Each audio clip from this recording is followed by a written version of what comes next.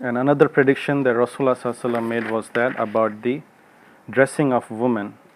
And he said that there will be women who will be dressed but they appear to be naked.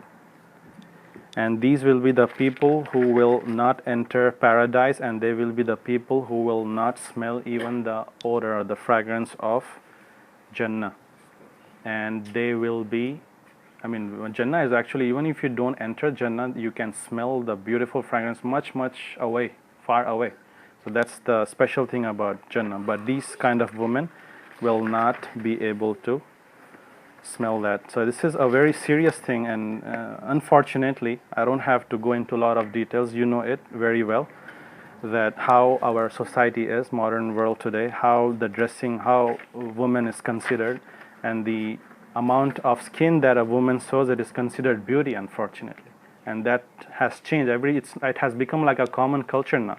But Rasulullah ﷺ is basically referring to the amount of clothing that a woman wears, and also the transparent clothing that she wears. That is the problem, and that is going to happen, and we see it around us.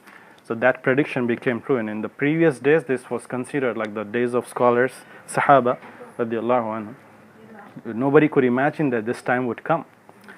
But anyways, just for sisters, I would like to give some guidelines at Sharia, that our Islamic rulings, what kind of clothing they should wear, what are the restrictions, what are the conditions specified in a hadith, and what do scholars say about it. I'll just mention maybe 8, 9, and I can give you more details later on, inshallah, in another halaqah when I talk about fiqh of food and clothing, inshallah. But in general, first thing that a woman should know is that whenever she buys clothing, she has to make sure that the material itself is right. So just don't buy anything. You have to make sure that it is not made of animal skin or a pig or something like that. You have to be very careful about that. Second thing, that the clothing that you're wearing, it should cover the entire body, especially if you're going out.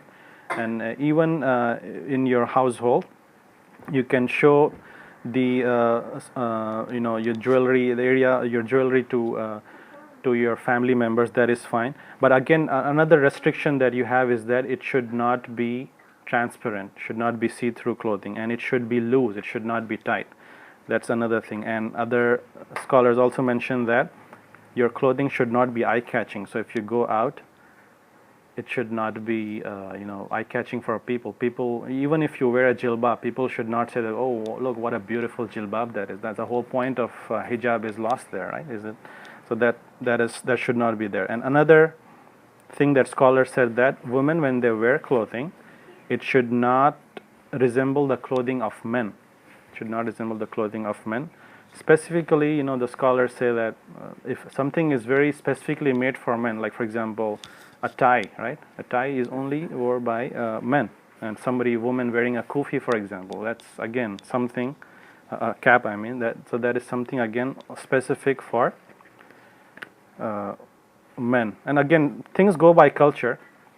Few clothing is common between men and women in certain countries, but it's up to the culture. And also, the scholars said that the clothing should not be specific to a religion. So if a woman can't say that, hey, that the clothing that a Christian nun wears, it's very cool, I'll wear that. No, that is very specific to a religion. You cannot wear there. You cannot wear a cross even if you do not believe in the the crucifixion of Jesus, you still cannot wear a cross. And another thing that scholars say, that when you wear clothing, it should not be perfumed. And we know that hadith, we covered that hadith, how Rasulullah ﷺ mentioned about the women who wear perfume. And also the last one, women's clothing should not be a clothing of shuhra, or you can say arrogance or showing off. That should not be there.